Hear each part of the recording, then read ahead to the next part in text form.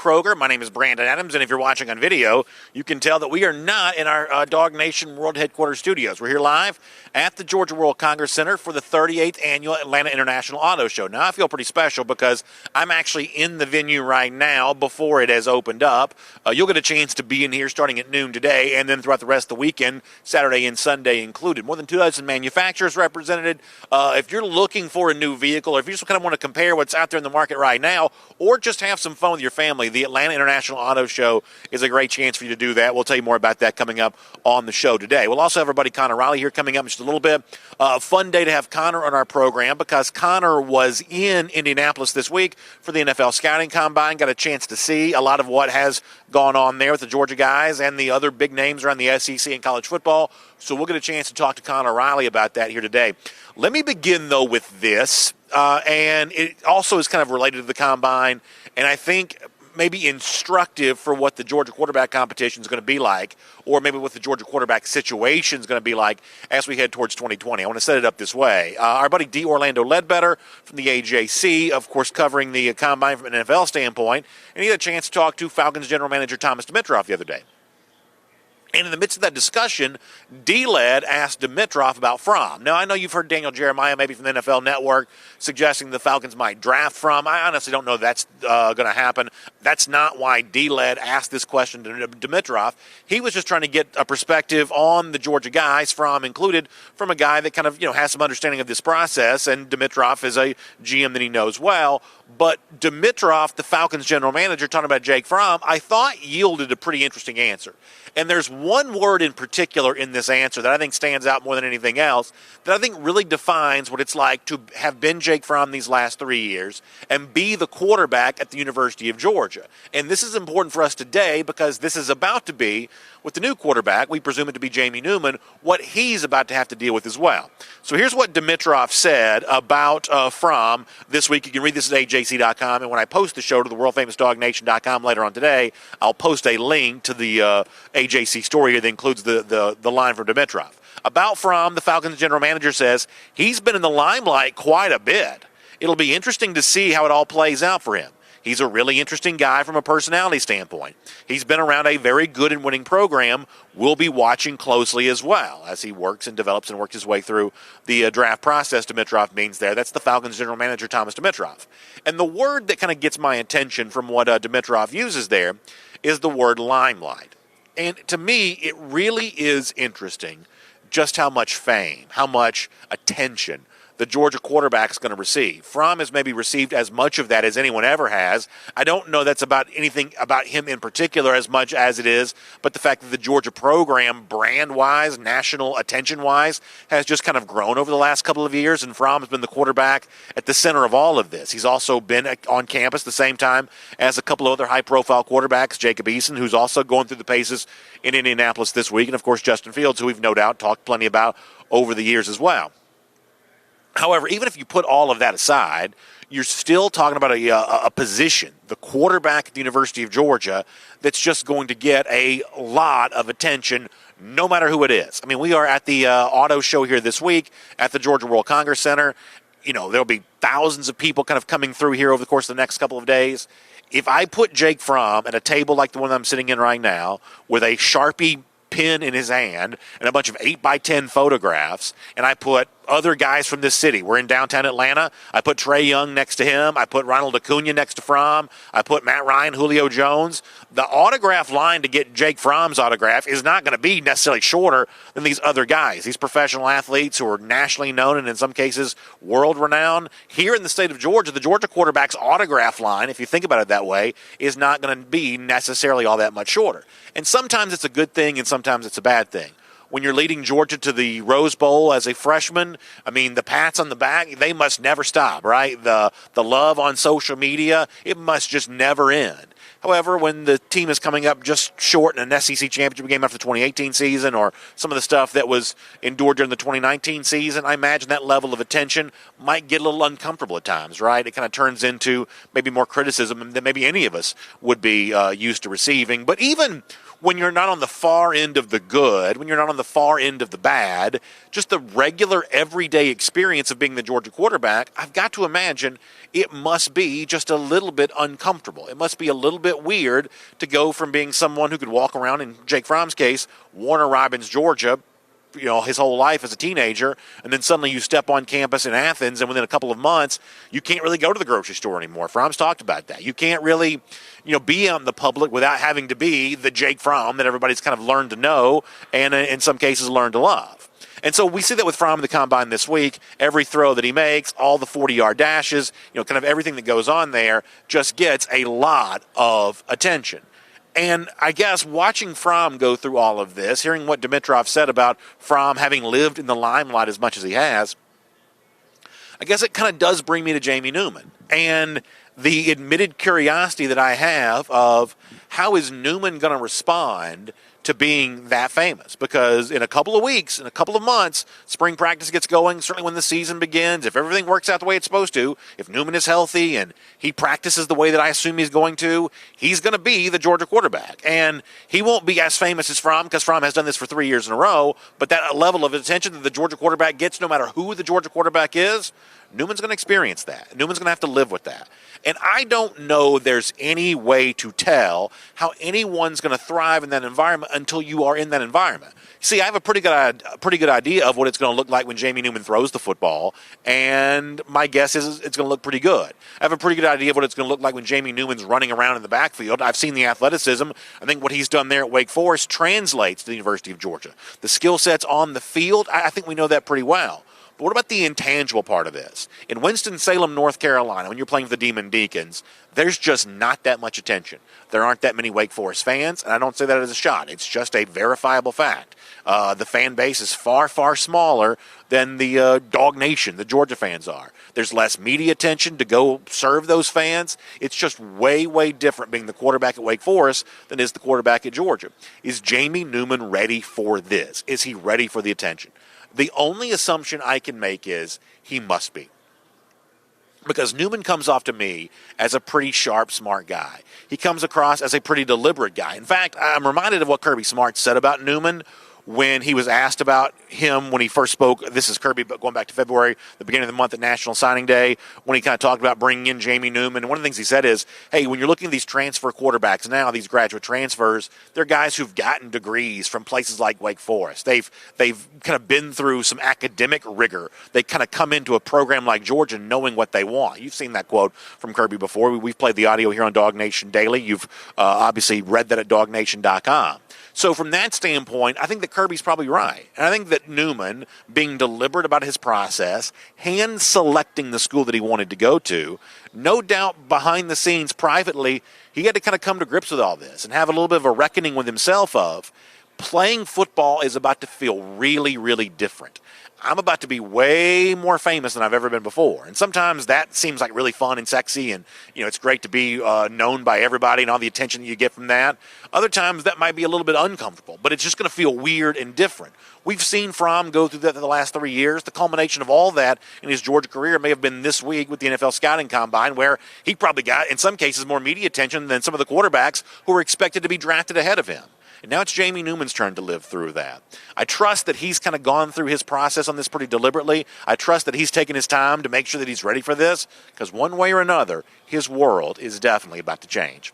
My name is Brandon Adams, and this is DawgNation Daily, the daily podcast for Georgia Bulldogs fans. We're presented today by Kroger and available to you a lot of different ways. Live on video, 10 a.m., Facebook, YouTube, Twitter, or on the radio at noon on Athens Sports Radio 960 The Ref. We're available as a podcast wherever you find them. And today we're also live here at the 38th Annual Atlanta International Auto Show. I'll tell you more throughout our program about how you can be a part of that.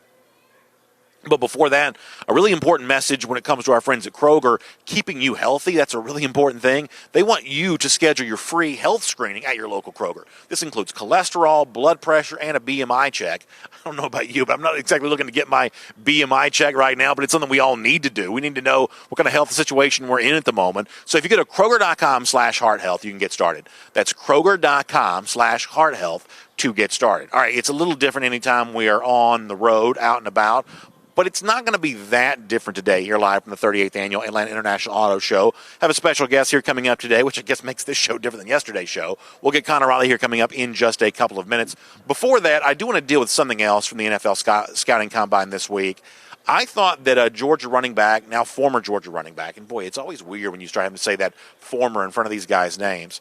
I thought that DeAndre Swift had some amazing things to say about his time at the University of Georgia. And if you go to the DawgNation YouTube page, and you should definitely be subscribed to the DawgNation YouTube page if you haven't already, but if you go there, you can see the full video. It's about 15 minutes longer, so it's really worth your time. He gets into a lot of stuff about his preparations, his time kind of growing up in Philadelphia and everything else. A lot of good stuff from him. But in particular, there are a couple of things I want you to hear him say about his time there at Georgia, including the difficulty of making the decision to go to the NFL. He'll start with that. We'll also hear him talk a little bit about how Georgia prepared him for what's about to happen playing on Sundays in the National Football League, and in particular, the way his game evolved over the course of the time at Georgia. This is really good stuff from Swift. I want to make sure you see a little bit of it. So enjoy that now as a part of DawgNation Daily presented by Kroger, here live from the 38th Annual Atlanta International Auto Show. I didn't know what I was doing. I kind of wanted to stay with the team for as long as I could, and it was such a brotherhood at Georgia, so I didn't want to let them guys think I was leaving and stuff like that, so just changing the locker room. But I just wanted to be with them guys for as long as I could, just take advantage of that. Amazing. Just Coach McGee and how he installed the different terminology, just allowing me to mature and take control of that room last year was big for me as well. Just putting me in different situations, just the offense, the way coaches treated me. It's to a team when you get here. You really respect and thank Coach Smart and his staff for how they prepared us. You weren't supposed to go in the bowl game. You put yourself in anyway. What made you put yourself in that game even though you really weren't supposed to? We was warming up and I wasn't supposed to play at all. I got out there, I see the fans, the crowd, just the energy, I got goosebumps. Started catching kick returns. I go to Coach McGee. I'm like, Coach, is there any way I could play? Any way? He like, what you want to do? I'm like, whatever you need me to do. I just want to be out here with these guys. I almost started crying that I wasn't going to be able to play, but I just wanted to be out there to do anything. So get out there, throw a little flea flicker back to Jake, and get it to George Pickens was amazing. Yeah, that was kind of a question that people had. They didn't know if I could do that as much, and I've been put in that situation various amount of times last year. I think I succeeded at that situation. So just kind of showing everybody and showing the world that I really can do whatever I'm asked because God gave me a lot of ability.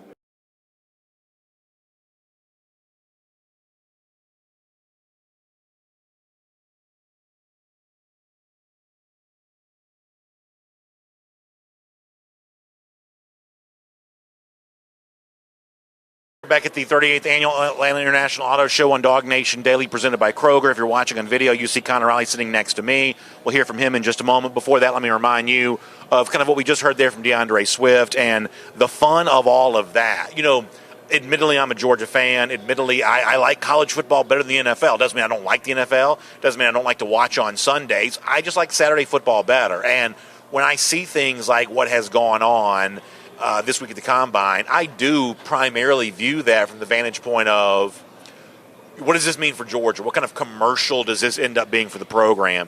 And to hear Swift saying what he said there, you know, this week, Javon Kinlaw from South Carolina came out and said, when I get some coaching, I'm going to be really rushing the passer a lot better. All I'm doing is bull rushing now. Wait till I get some coaching. Now, I don't know if he really meant that or if that's just what sounded good to him at the time, but that's sort of the exact opposite of what you hear from Swift there, of thanking Dell McGee, thanking Kirby Smart for the way in which they prepared him for the NFL, whether that be encouraging him to grow in his maturity, encouraging him to take on that leadership mantle, encouraging him just to learn more about the game and be more, I guess, aware of the intricacies of kind of a pro-style offense. Certainly DeAndre Swift there having a lot of really good things to say, but his time there at the University of Georgia, and you love to hear that if you're a UGA fan. As I said before, there's more really good interviews, and we'll do some of this on DawgNation Daily presented by Kroger a little bit next week, whether it be what happened with Charlie Werner, some really good stuff from Solomon Kinley, more from Andrew Thomas and Isaiah Wilson. We'll do a lot of that on the show next week, but if you want to get a preview of what's all out there,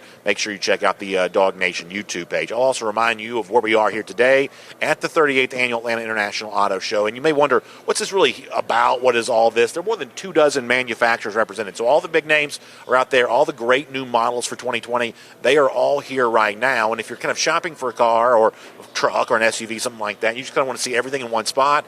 No better place to be than right here. GoAutoShow.com is the website to go to find out more details about how you can be here. Adult tickets, there's a discount for kids. Heroes, seniors, discount for you as well. Children 5 and under actually get it for free. There's also special attractions here as well. This is one of the great things this time of year in the city of Atlanta each and every year. So go to GoAutoShow.com to find out more information about that. And here on DawgNation Daily now, I kind of want to turn our attention and bring in my good friend Connor Riley, who was at the Indianapolis NFL Scouting Combine here this week. And I guess, Connor, let me do something on DeAndre Swift before we kind of get anything else. Mm-hmm. If you're a Georgia fan, how could you not love that kind of stuff? How could you not feel really, really grateful that one of the big names this program has brought in the last couple of years feels as good about his time at Georgia as Georgia fans feel about having had Swift in UGA uniform? Right. Swift, I think, is a wonderful representative of the University of Georgia and sort of what this football program can turn you into, because he was a 5-star recruit coming in, and he more than lived up to the hype. I think he's one of the best running backs in college football we've seen over the past couple of years. In my personal opinion, if I'm ranking Georgia running backs, I'd probably have him third in recent memory behind Nick Chubb and Todd Gurley, ahead of Sony Michel. And he's probably going to be the first running back taken so long as he tests well tonight, which I fully expect him to do. And he's sort of everything you sort of want in a college football player. And I think Georgia is a big reason that he has become the player and person, more importantly, that he has become. So off the air, we talk about this a lot. I'll be very, very honest with you. The NFL Scouting Combine is just sort of not my bag. I'm not that into it. I wasn't watching on TV last night. I was following a little bit on social media, but just in general, it's not my thing. Now, I'm going to presume that a lot of our audience knows about this event far more than me, cares about this event far more than me. But for the person who's out there who's a little bit like me, as we kind of get into what happened this week in Indianapolis, just give me a little bit of an overview, a 10,000-foot view of the UGA guys, just the overall themes that you noticed having been in Indianapolis this past week. Yeah, so 10 Georgia guys are there. The only schools that have more are LSU and Ohio State. Georgia obviously very well represented. And I think this weekend, especially with the offensive line guys going tonight, and Georgia has 3 guys going there, and DeAndre Swift and Brian Herrien both running tonight, I think you're going to hear tonight specifically a lot of talk about Georgia, about the Georgia football program. And it's no real surprise that, so Georgia sending 5 offensive linemen and running backs, total to the combine. It's no coincidence that Georgia has recruited those 2 positions incredibly well. Now, I think you sort of spin it, and this is one of the overarching things I've looked at, and we've talked about a lot. No defensive linemen at this combine, despite Georgia having 5 guys from that position graduate. That's something that, to me at least anyway, is a little concerning. And now that'll change when Trayvon Walker, Jordan Davis, Jalen Carter eventually get there. But to me, from a Georgia-centric standpoint, you have all these guys on offense. You have a great defensive back in J.O. Reed going. But those front 7 guys, those true, I think, difference makers, which is why Clemson is what Clemson is and Alabama is what Alabama is. Georgia's not represented there this week in that aspect. I want to be careful not to go off on a tangent here because I want to keep the subject where it is. But what you say reminds me of something that the Falcons general manager Thomas Dimitroff said this week about how they'd be looking at Georgia players even that weren't invited to the combine, and obviously, defensive line names kind of come to mind there. Yeah. Whether it be a Tyler Clark or David Marshall, there are defensive linemen that did not get invited to the combine. Dimitroff didn't mention them by name, but he did mention non-combine invitees from UGA that the Falcons were going to have a chance to maybe look a little bit more closely at because they just are the 2 organizations are located so close to each other. And when Georgia has their pro day next month, no doubt Dimitroff is going to be there, and they're going to be able to get a closer look at guys like Tyler Clark, like a guy like Tate Crowder, given that Devondre Campbell is a free agent. That could be someone that they could be interested in who probably should have been invited to the combine but did not. But with Crowder, it's nothing new for him. He's used to being in sort of this role, this position where he's sort of overlooked. And we saw this last year at Georgia. He overcame that and was a really great linebacker for the Bulldogs. And it wouldn't surprise me at all if he's able to carve out a niche in his NFL career. All right, I got to read this comment. Nick Duke watching us on Facebook. If you're listening, radio podcast, you don't realize this, but so we have a new desk that we've taken on the road, and Nick Duke's like, whoa, DawgNation's upgraded its road gear. Here's the story behind the story on this. I really wanted to bring this desk on the road. This is our old desk from our old studio. Those of you that have been around long enough to remember back when the studio looked a little bit different than it does now.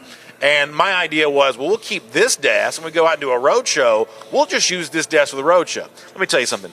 Transporting this desk from our DawgNation World Headquarters studios to where we are today was the biggest logistical nightmare. The desk is not that heavy, but it's just sort of weird to carry. It's kind of flimsy in a weird way, and it doesn't really roll, or it's just the whole thing's a mess. And my boss has essentially said, we are never doing this again. So I'm going to take a snapshot of that comment. I'm going to give that to him to see if I can find some way to get this back out here again after all this is said and done. Connor, also on the subject of the combine for a moment, you mentioned, hey, you still got to see Georgia kind of round out its sort of defensive linemen in a place like this, but you do see offensive linemen, Andrew Thomas, Isaiah Wilson, Solomon Kinley. It does seem like that initial vision of what Smart had for Georgia. Be big along the offensive line. Sam Pittman, you got to give him a ton of credit for this. Bring those guys in. That part of the Georgia brand is certainly fully realized by what you've seen here this week. Absolutely. I expect Andrew Thomas to be a first-round talent, a first-round pick in this draft. I think Isaiah Wilson is really going to impress teams. I mean, he has totally transformed his body since he left Georgia. I mean, he might as well have had cannons on the side for arms. It's amazing how big his arms have gotten. Solomon Kinley is a really solid player, and if he's able to stay healthy and sort of keep his weight, and stay in shape during the course of the year, he's going to be a third, fourth-round draft pick and land on a team that is going to want to use him as a starting caliber guard, which I certainly think he can be. And, Georgia and Smart have talked a lot about being a physical run-first team. You certainly see that borne out in the combine with all the guys from that sort of skill set and mindset participating tonight. So, as I said before, I'm not a huge combine guy, but I do cheer for the UGA guys, Jake Fromm included. And following this on social media, the 40 time, I saw 19 different numbers, but I believe the official time puts him, north of the 5-second mark. The throwing, was it a good day, bad day, something in between for Jake Fromm? And one way or another, for someone that we didn't necessarily expect to dominate the combine anyway, does this change his draft status? He was never going to impress in the physical, camera front-facing aspects of the combine. His hand size measured in under 9 inches. He doesn't have a rocket arm. When those guys are throwing, I don't know how much people follow this, but it's like you get up there, you do 3 reps, and then you wait for all the other quarterbacks to go through. Yeah. It's just hard to really get in a rhythm, which is just not how that position is played at all. But it wouldn't surprise, he did not technically have a good or great combine. I don't think he's boosted his draft stock. But for anyone who's coming out saying that he hurt his draft stock based on his workouts, I don't know if I buy that either, because where Fromm was always going to be the most impressive to teams, the ones drafting and not the media types who are picking apart his game and figuring out where he fits on their mock drafts and big boards, is in front of those teams in those 15-minute interviews when he can go up there and diagram a play and sort of better represent himself and show that he can be the face of an NFL franchise. I want to ask you about something I got some criticism for, and I want you to tell me if you agree or disagree. We heard Jake Fromm talk this week about how he felt like his footwork could have been different at Georgia, and better footwork would have led to more velocity in his throws. Anyone who's ever even played youth sports kind of understands that. Your feet, your legs, your hips are about the most important thing you have in sports. He says his lower body could have been used differently. Other mock draft analysis has brought that out. I think Jeremiah said that. We've seen a few of these things that say, hey, not the strongest arm, but there were things that happened at Georgia that he could have done differently, and his arm would have been even stronger. The point that I've made on the show is, that to me is, this is not a condemnation of Georgia. It's just a suggestion of, hey, you want to make sure that whatever you have, fundamentally, you're getting the most out of that skill set. And so I've kind of somewhat criticized the Georgia coaches for maybe allowing Fromm's fundamentals to, slack off here a little bit in his junior season. Is that a fair criticism of Georgia? I think it's a fair criticism of Georgia, but I also think Fromm should get some of the blame, or not blame so much, but he is the one out there who's going through the mechanics, and it's on him to a certain extent as well to make sure that he's fundamentally sound with his footwork. I think maybe if you want to nitpick of sort of the structure of both, James Coley being the offensive coordinator and the quarterbacks coach last year, he may have been focusing too much on, the offense as a whole and not necessarily on how do we get the absolute most out of Jake Fromm, whereas the year before when Fromm, I think it was at his best as a sophomore, Coley was a co-offensive coordinator, but he was essentially just the quarterbacks coach. And I think with Fromm, he's talked a lot about how he was asked to do so much for the offense. I wonder if putting them in the right plays, making all those checks to the line of scrimmage, things he's going to have to do at the next level. I wonder if there was so much on his plate in that aspect that he maybe thought he let it slide, some of those, easy fundamental aspects that you can easily put off when you're asked to do a lot more. In the time we have left, let me talk about a couple of other subjects. We really haven't heard a lot from you, at least in person, on the Scott Cochran hire that Georgia made this week. I've made the case a million times in this show of all the ways in which I thought that Georgia could have filled this 10th coaching position. Admittedly, there's nothing more entertaining than hiring Scott Cochran, so therefore I am 100% for it. I think strategically, using this spot in a different way, there's a pretty good argument for that, but ultimately this is about having fun and enjoyment. It's about entertainment. There's nothing more entertaining than taking Bama's strength coach. So from that standpoint, I'm 100% for it. Yeah, from everything we've heard, and I talked to a couple Alabama players this week, and they all raved about Scott Cochran. Jalen Hurts in particular, he gave him a very big pump-up speech, talking to him before that SEC championship game when Hurts didn't even think he was going to play that day, and they all rave about him. I don't know enough about how Scott Cochran makes this 2020 Georgia football team better, but you've seen some of those, not necessarily guys that they had question marks about. Dan Lanning, when he was hired, nobody really knew who he was and what he brought to the team. I would say that hire's been an overwhelming success. I think so far with Charlton Warren, you've seen a lot of very good things out of him as the defensive backs coach. Even a guy like Todd Hartley, who had some success at Miami, I think he's continued that at Georgia. Kirby Smart, I think, knows what he is looking for in assistant coaches. And, I do tend to believe that this was a shot by him at Saban saying, hey, I'm coming for you. I'm trying to make you weaker. I know Cochran is a pillar of this Alabama program. And I believe if we take him, that allows us to make up some ground and hopefully eventually pass them as sort of the premier dog, so to say, in the SEC. And I understand the question of, and I've even asked this myself, of, no on-field coaching experience prior to this, and yet everyone had their first coaching job, right? Yeah. Everyone had that moment in their life. This just happens to be Cochran's. But when you look at his track record of success prior to this, I would say, if you're asking me to make a bet, the safest bet is this isn't Cochran's last job. He gets a better job at some point in time, whether it be on the Georgia staff or at somebody else's staff. Someone who's been this upwardly mobile, going from about a $200,000 salary to almost a $700,000 salary, that's a guy who's got his pedal to the metal in terms of career trajectory anyway. My guess is the safest bet is that at some point in time, Scott Cochran's doing something else for Georgia other than being special teams coach or doing a bigger and better job for some other program. Right. I think it's clear Saban did not think that Cochran either was fit to be an on-field coach or thought that it was best for Alabama to have him in an on-field role. But you don't hear Tua Tagovailoa say this is a significant loss for Alabama and say the things that they do about Cochran if Cochran isn't capable of doing more. And sort of, you think of a head coach, CEO type, a lot of this is just managing personalities, of managing guys, of motivating them, of figuring out how to get the best out of them. And that is a key tenet of being a strength coach. And I think Cochran that is something he can absolutely do and bring to this Georgia team in an on-field role. There's another subject I want to get to before we finish up. And I'll also say this. I mentioned this on the show yesterday, that there's a frustration for me of the non-Georgia fan or just sort of the Georgia skeptic in the media who wants to say, these Georgia fans celebrate all these February wins, these January wins, whether it be recruiting, coaching hires, everything else, but they still haven't beaten Alabama on the field yet. Here's the one thing I think that certainly our audience knows, and the people who are not Georgia fans that happen to be watching or listening right now ought to know as well. UGA fans themselves are the most aware of that fact than anything else. Georgia fans are not delusional about what the program hasn't done yet. However, the one thing that I think the media sometimes gets wrong on this, Connor, is show me someone who did win the big game, who didn't do stuff like this first. Hire the best assistants available, recruit the best players available. Every big on-field win, vanquishing a team like Alabama, ultimately winning a national championship, they're always going to be predated by these kinds of things that you've seen Georgia do this last month. Not to sound like Nick Saban, but success is a process, and these are the steps that you have to do to sort of check things off. And yes, Georgia hasn't beaten Alabama since 2007, but they've won a lot of games. They've been to 3 straight SEC title games. Alabama can't say that. And if you think that Georgia fans are loud and obnoxious and celebrating a lot now, Wait until Georgia actually beats Alabama. Oh, yeah. Because you will never hear the end of it. It will never stop. And I do think that there's enough unknowns about both these teams right now that when they meet on September 19th, it's not going to be surprised to see Georgia win that game. I can only speak for myself and the few hundred Georgia fans that I plan on taking to Tuscaloosa via DawgNation Invasion. We are going to be very tough to deal with. Yes. Driving back 59, getting on 20, coming back to the Peach State.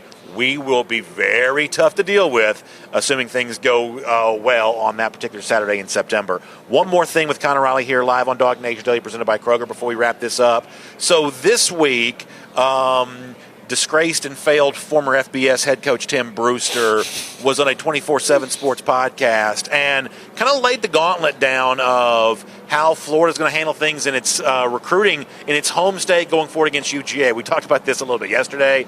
Connor, I'm not mad about this. This is what you're supposed to do. The assumption is you're going to try to recruit your own home state well. I guess in a weird way, I'm sort of glad Florida's trying again. Yeah. I feel like for a while they've only been going about three-quarter speed in recruiting. I guess the blustery Tim Brewster is going to come down and try to sort of make this a thing now. I'm a little bit proud of them for kind of getting in the game here a little bit. What was your reaction to what went on there? College football, and I think life in general, is just better if you have great villains. And I think Tim Brewster certainly classifies as a villain. He's a loud guy. He's got a not-so-great history given his time at Minnesota. Obviously he's working, had a lot of success with Jimbo Fisher. But if Jimbo, I think, thought he was if Jimbo thought Brewster was so great, he'd still be working with Jimbo Fisher and wouldn't have had to go to North Carolina last year and work with Mac Brown. So, he can say what he wants. As long as Dan Mullen is still the head coach of Florida and Kirby Smart is still the head coach at Georgia, Georgia is always going to recruit better than Florida. Yeah. That's it's the way both those coaches are wired, and it's just sort of the way things are at this point. Yeah, I think the point here is, and Georgia fans have certainly seen this up close and personal, not everyone recruits equally well. Now, there's a little bit of a secret in recruiting that certain programs are sort of always going to have the best recruiting classes. You don't see a lot of dramatic leaps in sort of recruiting rankings from time to time. Certain programs are sort of always going to do better than other programs. But however, within that category of typically elite recruiters, there are a few guys who just do it better than others. Kirby Smart is just dadgum good at this. Yep. Whether it be how he played out the Warren Brinson thing, how he played the Carson Beck thing, the fact that a game-changing defensive lineman like Jalen Carter is even at Georgia.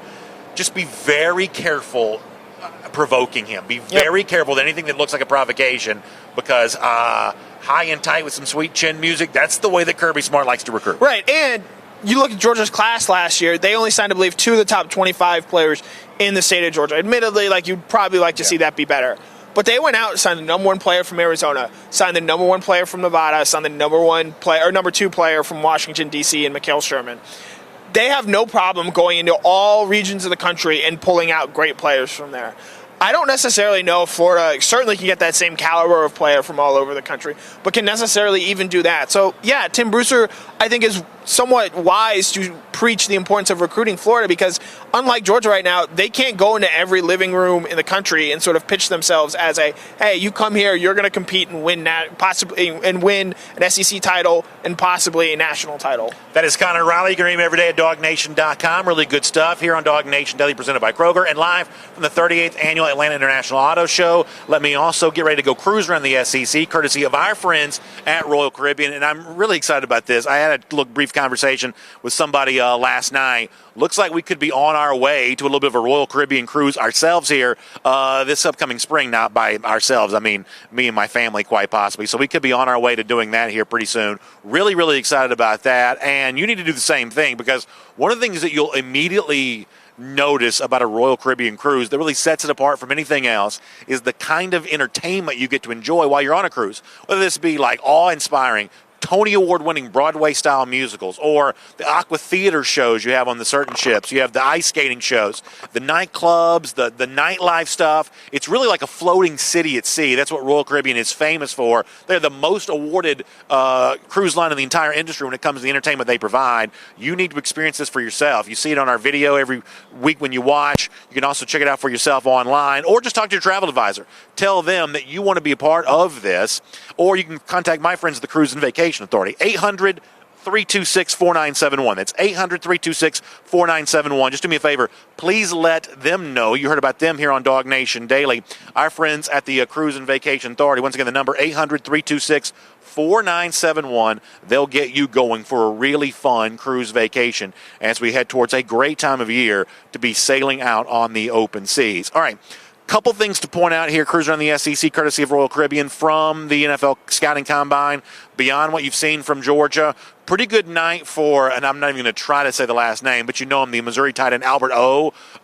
Big-time performance. What do you run, sub 4.6 on the 40-yard dash? For a guy that's as big as he is, 260-ish or so pounds, to run that well is an amazing level of athleticism, so very impressive for him. Henry Ruggs did not break the record. This is the former Alabama receiver, did not break the record for the fastest 40 time ever, but as McCole Hardman, I think, said on Twitter, is it 4.22? Is that what the record is? 4.22. McColl's like, y'all don't realize how fast 4.22 is. I mean, that's almost sort of pushing the boundaries of what even is possible for a human being. So Ruggs doesn't quite do that, but ran amazingly well. Had a big not broad jump, but a vertical leap as well. So pretty impressive performance from Henry Ruggs. And it's really a reminder of when you think about like the recent transformation of Alabama and the thing that has made Alabama so difficult to play against the last couple of years, and I say this as someone who's also been critical of the lack of physicality that Alabama has certainly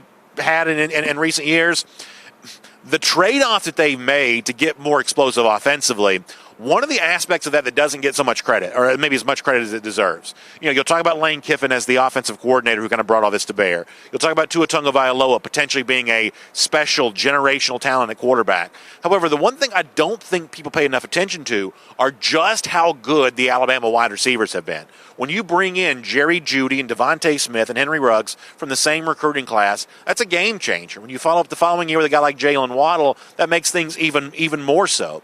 And when you see Ruggs doing what he's doing, when you see how high Judy's going to be drafted, Devontae Smith's coming back to school, I think you realize just how special that crop of receivers has been. In fact, I'll go so far as to say this. There's a lot of debate right now going on about Joe Burrow versus Tua Tagovailoa. Which of these two quarterbacks is the better guy? Which is going to have the better NFL career? And you're starting to see some movement in favor of Tua compared to Joe Burrow. Most of this is just sort of media back and forth stuff, what NFL teams are thinking. We don't really know yet. But the back and forth between Tua and Burrow. What I've said on the show is, if I had to make my bet between Tua and Burrow, my guess is that neither one of them are all-time great quarterbacks in the NFL level. I've given a lot of the credit for Joe Burrow's success at LSU to Joe Brady. I think the real star of the LSU show this past year was Brady more so than Burrow. And for the success that Tua Tagovailoa enjoyed at Alabama, while he was a great college quarterback when he was healthy, the greatness of the Alabama offense was, I think, propelled more so than people realize by Jeudy and by Ruggs, who you've seen in the combine this week, by Jalen Waddle and Devontae Smith, who are still there. That crop of Alabama wide receivers has not got enough credit for making Tagovailoa into the quarterback that he is. And I think the combine is really kind of another reminder of that. I guess also kind of interesting to see a former SEC quarterback, Jalen Hurts, who displaced from Alabama because of Tua Tagovailoa. Sounds like he had himself a pretty good night there as well. Couple transfer portal notes to get to as we're cruising around the SEC, courtesy of our friends at Royal Caribbean. I think of this as a pretty big loss for Texas A&M. Not great stats for Leon O'Neal, but you'll remember O'Neal as a big-time face on the recruiting scene a couple of cycles ago, someone that Georgia had heavy interest in. He chooses Texas A&M, one of the real interesting early wins for Jimbo Fisher, but O'Neal has put it out on Twitter that he is leaving the Texas A&M program, or at least he's putting his name into the transfer portal, and had kind of a dramatic goodbye for Aggies fans there on social media. I think this is kind of an interesting development, a guy that didn't have massive stats the last couple of years, but on the field a lot, and really a pretty physical defensive back. Looks like Leon O'Neal may be looking for a new home. Another guy apparently looking for a new home as well. This is going to be kind of an in and out thing for Scooby Carter at Alabama, former big-time recruit who was with the program, then went to the transfer portal, then decided to come back in. Now he's back in the transfer portal again. And this is just sort of like, you know, how I guess life kind of goes when it comes to modern college football right now. Some guys are going to have 1 foot in, 1 foot out. I actually don't fault Alabama for this all that much. This is just sort of the way that it is right now, which actually brings me to the final point I wanted to get to as far as cruising around the SEC courtesy of Royal Caribbean goes. I was actually somewhat happy to see Philip Fulmer speak out a little bit on the new transfer rule that's being proposed of one free transfer for every player. I know this seems like a sensible solution, and I've admitted before that this is one of the few things where I've done almost a complete 180-degree about-face on. I used to be very, very in favor of very broad, widely applied transfer rules, totally in favor of all the name, image, and likeness stuff and all these kind of newfangled ideas that seem to be on the way to college football. I used to, for the most part, welcome all these in with open arms. I don't find myself welcoming them in quite as much as I used to. I find myself being pretty skeptical of the way in which they may rock the foundation that's made the institution of college football so much fun. Nothing like college football would last for 150 years if it wasn't doing far more good than bad to the world in which it's impacting. That's just the way that things go. Institutions don't last this long without a good reason. And in college football's case, I think you can look at the players who've played it and see the numerous examples of those good reasons. And, very, very aggressive transfer rules, very relaxed name, image, and likeness stuff, I've just kind of come to believe might be a bit of a threat for the future of college football, and therefore I'm not for anything that threatens the future of college football. Nice to see Philip Fulmer speaking out about this. Of course, Kirk Herbstreit's recently spoken out about it there as well. Kind of nice thing to see, and we'll make that cruise around the SEC courtesy of Royal Caribbean. I'll remind you, we're at the 38th Annual Atlanta International Auto Show. You can go to GoAutoShow.com. Get more information about tickets, how you can be here. It opens up at noon today. I'm actually lucky enough to be inside before the actual event opens up at noon, but you can be a part of that. You can also be here on Saturday and Sunday as well. GoAutoShow.com to find out about tickets, how you can get discounted tickets, or if you've got children who are young enough, how you can get free tickets. Somewhere around here is the Cousin Eddie RV from Christmas Vacation. I have not seen that. Denny Hamlin's race cars over here. The driver that won the Daytona 500 a couple of weeks ago. The beautiful number 11 race cars over here. You can check that out. There's a lot of fun things like that you can see when you are at the Atlanta International Auto Show. Really good thing going on this weekend. Also, speaking of the weekend, around here we love to kick off the weekend in style with our friends at Kroger. We think about, going to Kroger to get stocked up for that big party you got going on. You got some folks coming over to hang out on the back deck or gather around the fireplace, whatever you got going on this weekend. Kroger's always a great choice for that. And it's always a great way to think about what's going to be going on around UGA athletics this weekend there as well. So let me give you a reminder of that, our Kroger kickoff, looking at the weekend. And there's really one big thing I want to highlight here. And honestly, I don't know if this is going to be a good idea or not. I guess we'll find out how it plays out. But in the past, Georgia and Georgia Tech in baseball, the Diamond Dogs, have played during the week over the course of the season. This year, they've decided to do it a little bit differently. The only 3 times they're playing all year, I believe, are this weekend. It's a Friday in Athens. It's a Saturday at Russ Chandler at Georgia Tech, and then it's on Sunday at Cool Ray Field where the Gwinnett Braves play. These two teams normally play at SunTrust Park, or now it's Truist Park. They normally play there every year. This year, though, they're going to do it at Cool Ray instead. So it's a Friday, a Saturday, and a Sunday. Athens, Atlanta, and then Gwinnett for the series finale on Sunday. So a little bit different going on with that this weekend. You've also got track and field at the SEC Indoor Championships all weekend long. You got men's tennis today against Tennessee, women's tennis against Tennessee on Saturday, Gym Dogs versus Florida today.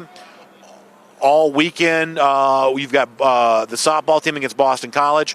Men's basketball hosts Arkansas on Saturday, and the Lady Dogs host Florida on Sunday. So a busy weekend with a lot of stuff going on there around UGA athletics. That is our Kroger kickoff as a part of DawgNation Daily presented by Kroger here today. And, of course, we always appreciate Kroger being a part of the program. Don't forget, Kroger Chef Jr. is going to be making dumpling sandwiches in the month of March. On the 7th and the 21st, you get a chance to be a part of that. When you sign up, it includes a patch, a recipe card, an apron, a chef hat, a recipe box, and a dumpling maker. You can go to KrogerChefJr.com to register for that and find out more about the participating locations for Kroger Chef Jr. With that said, we'll get ready to wrap up and sign off this edition of DawgNation Daily presented by Kroger. I know it's always a little bit different show when we're out and about here as we are today, the 38th Annual Atlanta International Auto Show. We just appreciate you being a part of the program in all its forms and fashions as it comes to you throughout the year, whether it be video or radio or podcast, however you choose to listen to us. We just really appreciate you making DawgNation Daily kind of part of your habit there. And, of course, speaking of a habit, Georgia's done a good job of making beating the Florida Gators a habit. They've now done that a number of years. In fact, it's been 1,217 days since those lousy, stinking Gators have beaten the Georgia Bulldogs. I got a light shining in my face, so I can't see the number quite as well, but that's what it is. 1,217 days since Florida's beaten Georgia. That's our Gator Hater Updater. Always a great way to go out and close out the week, reminding you about that. We appreciate all of you being here with us today. DawgNation Daily presented by Kroger. Hope all of you have a great weekend. I'll see you back on Monday in our World Headquarters studios for another edition of our program. Between now and then, though, hope you have a great weekend. Thanks for being a part of the show.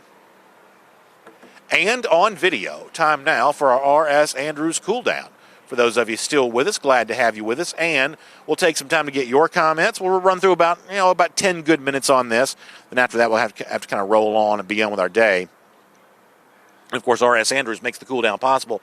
Air conditioning, heating, plumbing, electric, they can do all of that for us. They do all of that for you. So if you're dealing with some sort of situation, system behind those walls, something you can't see too well, my friends at R.S. Andrews know all about that kind of stuff. So they can help fix that for you and get it back up in working order. Just find them online at rsandrews.com.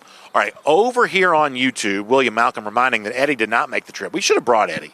I'm always a little bit afraid we take Eddie on the road. The honest truth is I just forgot, I guess. I'm always a little bit afraid I'm going to leave him somewhere. Can you imagine the ransom that, one of these ne'er-do-well Florida fans would try to get if they could somehow get their grubby little hands on Eddie? You'd have to travel with a security detail. So anyway, let's see what else is going on here. Daryl Fleming, thanks for checking in. Ace Dog, thanks for the kind words. Dan Riggin says, I got my hair cut. I didn't get my hair cut. Does it look like it did? Well, I guess if that's the way that it looks, I'm glad to know.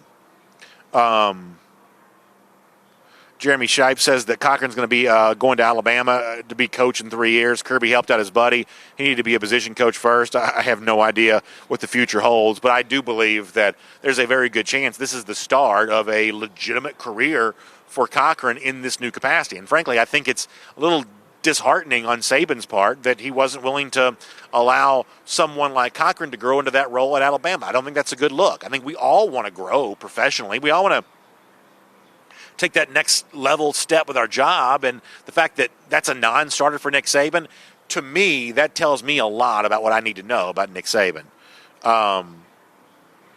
Green Soldier stopping by to see us here today. That's good to know. Look forward to seeing you as well, Sergeant Green. Christopher Wilson says, what do you think the likelihood is of playing Alabama twice this year? That's a really good question. Georgia obviously played Auburn twice back in 2017, and certainly it stands to reason they could play Alabama twice this year. I have kind of picked Texas A&M to be my surprise team in the SEC West, a la what I said with LSU and last season. I've actually picked. Now this is self-serving, and I apologize, but I'm going to answer the question. I've picked the SEC West winner correctly 3 years in a row. It was LSU last year, it was Alabama the year before that, and it was Auburn the year before that. So 3 different winners, 3 straight years, I have picked the winner of the SEC West. I really think when you look at an easier schedule, when you look at pretty good level of talent, when you look at experience at quarterback, I think there's a pretty strong case to make for Texas A&M at least being a surprise team in the SEC West. Top 10 easily, 11-1 type team, I think strong possibility of doing that. But do I have the guts to go as far to say is that this year A&M will unseat Alabama and win the SEC West? I don't know yet. So to answer your question of will Georgia and Alabama play twice, if Texas A&M doesn't step up, I think it's overwhelmingly likely that Georgia and Alabama play twice. Because I think that LSU takes a step back this year. I don't think Auburn's got the firepower on defense anymore. So it's either A&M or it's Alabama. That's to me what it comes down to. And I wouldn't quite write off the Aggies just yet. So it's amazing. I can't see anything today. There's a light shining right in my eyes. CB says, Texas A&M. See, this is one of the things. He says, Coley and Mon together sounds like a disaster. Sorry, BA, you got this one way wrong. Bama, LSU, and Auburn will be all the better. So here's one of the things I love about our show and what we get to do. Most of us agree on most of the main subjects that we talk about, the Georgia football stuff. I mean, every now and then I'll get some pocket of disagreement, but for the most part, when it comes to the big picture issues involving Georgia, most of us just kind of see things the same way. So during this portion of the show, we end up arguing about the few things we don't agree with, which honestly is a lot more fun. I mean, it would be really, really boring if all the show ever was me saying things that you already agree with. There are plenty of shows you can go to if you want to find that. It's just more interesting for us to do something a little bit different than that. So this is an example of something that I always get pushback on. I'm talking about it is a common refrain. Our audience, by and large, does not think that Jimbo Fisher is as good a coach as I think he is. I'm not telling you I think that Fisher's the best coach in college football, but do I think of him as what you might call a plus coach, someone who is a coach that has to be factored into any kind of scouting report on that opponent? Yeah, I do think of Fisher that way. I do think he's a coach that's eventually going to probably win big at Texas A&M. Yeah, I do. And you'll think back to the end of his Florida State tenure as a time in which that didn't quite work out so well. I blame the lack of commitment to excellence at Florida State for that more so than I blame Fisher. Fisher's proven himself to be a good coach.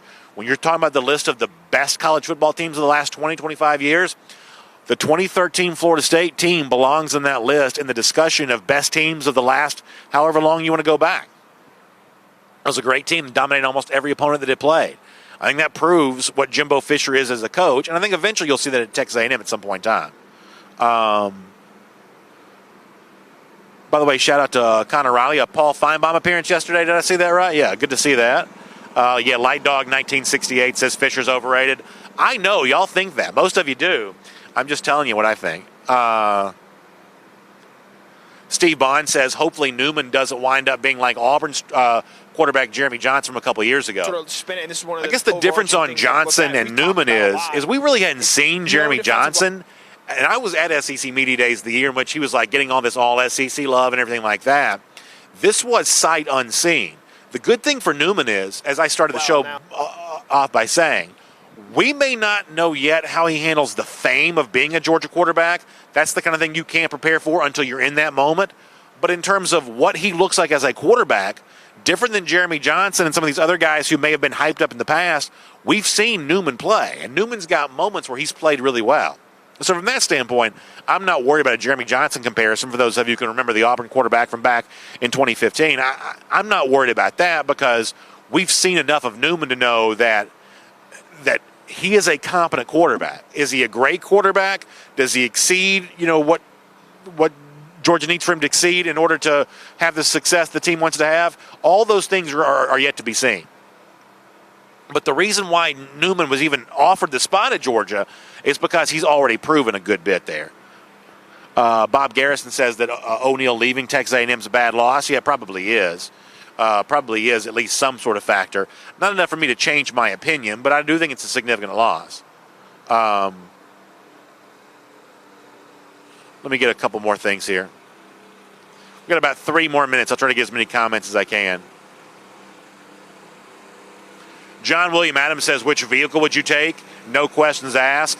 He says that the catch is it's the last vehicle you never get. So one of the cool things about being here are you've got the nice mix of all the different manufacturers and the different, you also have some classic cars kind of mixed in here as well. I'm not going to give any free ads out right now to any of the particular manufacturers. But let me just tell you this, is if you're the kind of person that likes cars in any form, fashion, you like trucks, you like any of that kind of stuff, to see what you can see here, you will definitely get your eye on a few things. I love the way they take some of the classic sports cars and they have, some sort of aftermarket stuff kind of added to a few of them. I mean, you just get a chance to see some really, really cool stuff here. But I am not going to give a ton of free ads in one of those. Chris Brandon brings up something, and I meant to mention this during the regular show, and I wish I got to talk about this Monday. I forgot to do this. Chris Brandon says y'all are sleeping on the Lane train. Obviously, Lane Kiffin's now the coach at Ole Miss. Did y'all see, I can't believe I didn't mention this during the show. I just totally forgot. This kind of happens this time of year. What Eli Drinkwitz, the Missouri coach, said about Ole Miss. So he's doing like an interview with like I guess the official Missouri side or something like that. And it was like talking about the recruiting. And he basically, I don't have the quote in front of me. I shouldn't paraphrase it too much.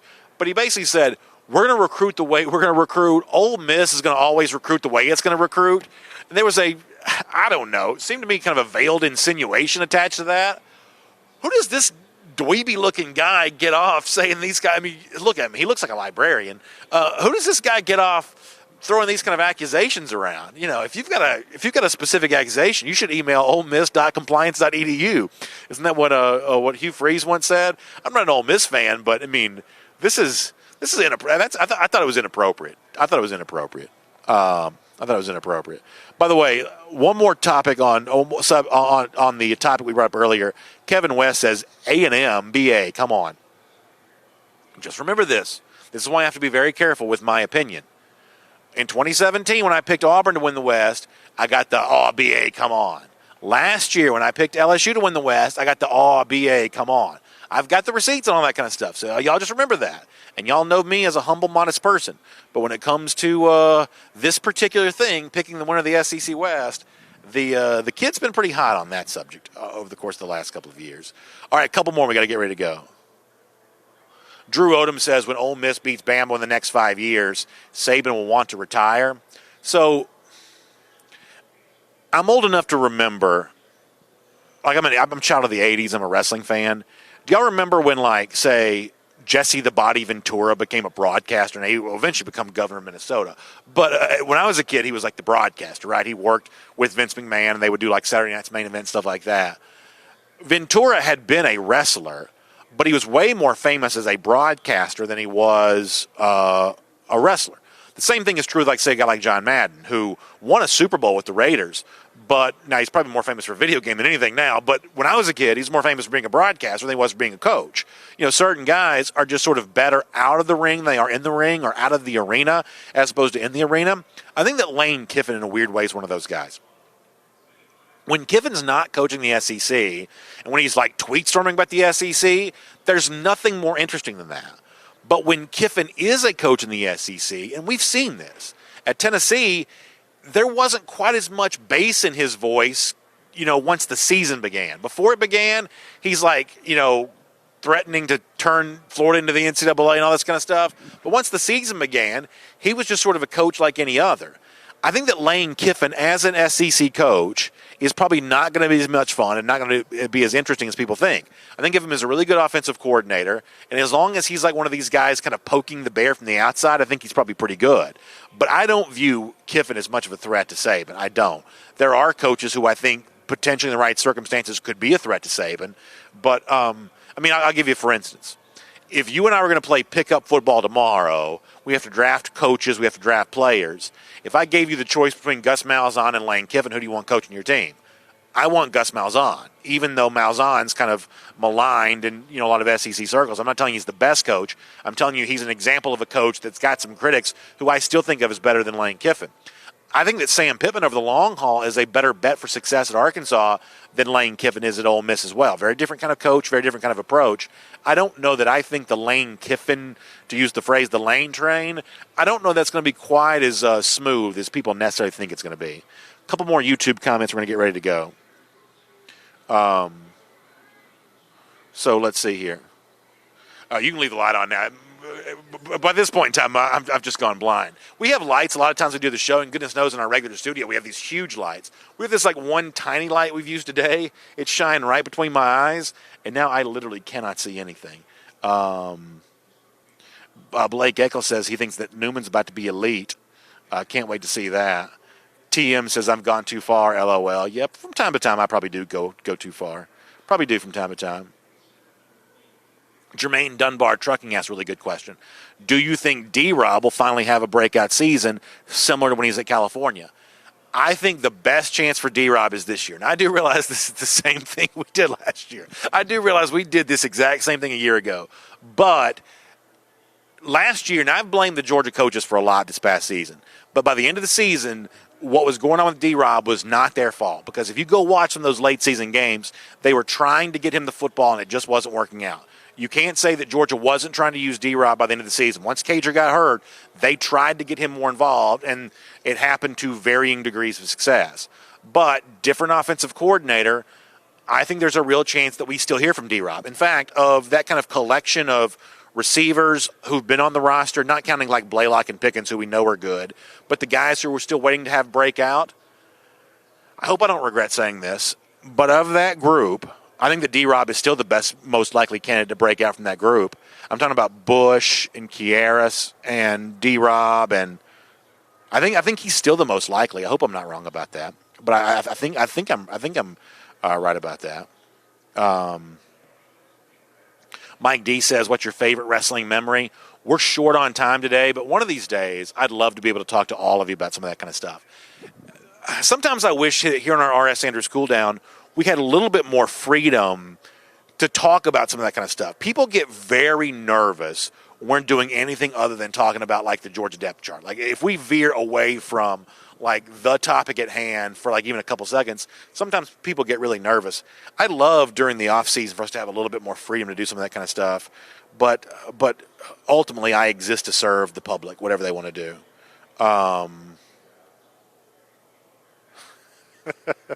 Joel Moody having some fun at my expense. I'm laughing about that. All right, we're going to get ready to go. Matt Talley says that Malzahn and Chad Morris together could make some noise at Auburn. The one thing that I will admit is that the Morris thing at Auburn has been more poorly received than I thought it probably would have been.